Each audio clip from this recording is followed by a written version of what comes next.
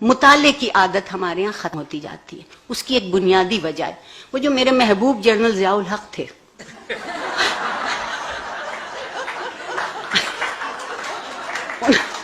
انہوں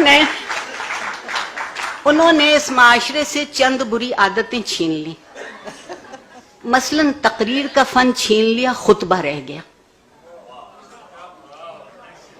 تقریر میں تو آپ دونوں موضوع سوچتے ہیں نا، مخالف بھی، یہ امکان کی بات کرتے ہیں، اور خطبے میں آپ صرف فتوے کی بات کرتے ہیں. زندگی فتووں پہ زندہ نہیں ہے، زندگی امکان پہ زندہ ہے. دوسری انہوں نے جو ایک اور کمال کیا وہ یہ کیا کہ کتاب سے رشتہ ہٹا دیا.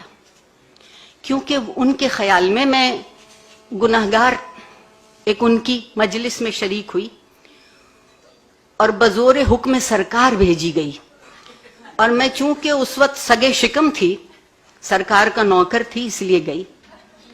اور انہوں نے کہا کہ میں استادوں اور شاعروں سے بہت تنگ ہوں. یہ بہت ظالم طبقہ ہے کیونکہ یہ سوچتا بھی ہے اور یہ کہتا بھی ہے. آپ معاشرے سے استاد کا قد و قامت یہ کر دیجئے تو کتاب تو درمیان سے خود بخود ہٹ گئی. کتاب ختم ہو گئی، بحث باقی رہ گئی. اب بحث باقی ہے، بحث پہ فتویٰ ہے، نہ کتاب ہے نہ اس کا مطالعہ ہے. اور یہ ان سے پہلے ایک اور بھی چیز اس معاشرے میں موجود تھی، وہ ہم میں ایک دوسرے کو سہارنے کی قوت اور ہمت تھی، ایک برداشت کی سکت تھی. اب ہم اس لیے بھی نہیں لکھتے کہ جانے کیا لکھیں اور جانے کیا سمجھا جائے اور جانے کیا کہا جائے اور جانے کیا ہو جائے. اور اب تو جو سلمان تاثیر کے ساتھ ہوا وہ ہونا بہت آسان ہے، اس لیے کہ اب ہم کچھ سوچتے نہیں ہیں. کتاب سوچنا سکھاتی ہے. ہم نے بہت آہستہ آہستہ اس معاشرے کو سوچنے سے الگ کیا تاکہ معاشرے کا مادی وجود باقی رہے، معاشرے میں سیاست کا بازار سرگرم رہے، مگر معاشرے کا اخلاقی وجود کم ہوتا چلا جائے. جس معاشرے کا اخلاقی وجود نہیں رہے گا وہاں میں بہت ممنون ہوں امینہ سید کی. آپ یقین مانیے پچھلے سال 2 دن یہاں آئی تھی تو زندگی کے دن بڑھ گئے تھے اور عمر کے دن گھٹ گئے تھے.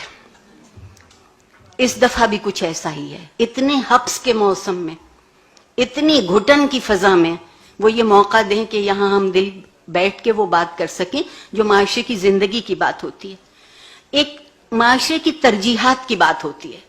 اور مجھے ایک اور بھی شکایت ہے، ہم ہر چیز کی توقع اور ذمہ داری حکومت کو دے دیتے ہیں.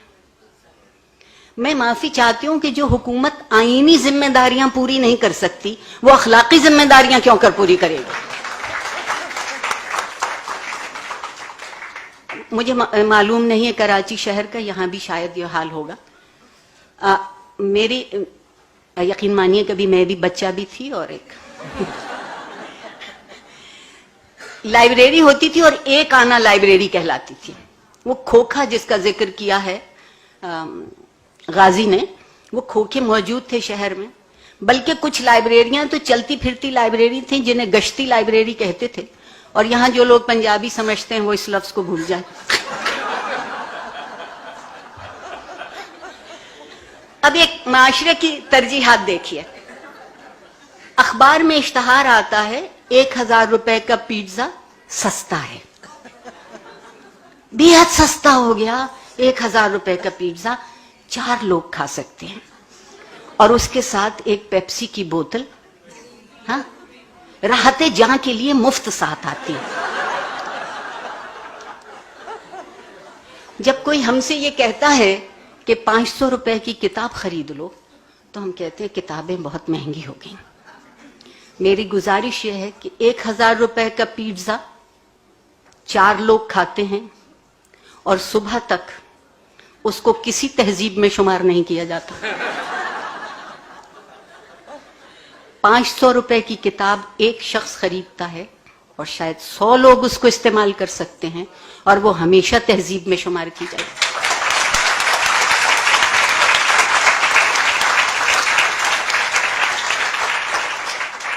ہم ایک بڑی مدت سے خود فریبی میں مبتلا ہیں. انیپا آپا آپ سے بے حد معذرت کے ساتھ مایوسی نہیں ہے، لیکن کبھی کبھی اپنا چہرہ بھی دیکھ لینا چاہیے. گو کہ ہم سے ہمارے چہرے ہمیشہ جھوٹ بولتے ہیں.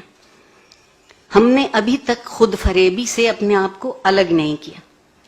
خود فریبی میں لطف یہ ہے کہ وہ نظر آتا ہے جو نہیں ہوتا، اور جو ہوتا ہے وہ نظر نہیں آتا. صرف کتاب وہ آئینہ ہے جو وہ دکھا دیتی ہے کہ جو تھا، جو ہے، جو ہوگا اور جو ہو سکتا ہے وہ سب نظر آ سکتا ہے. بے حد شکریہ. بڑی نواز.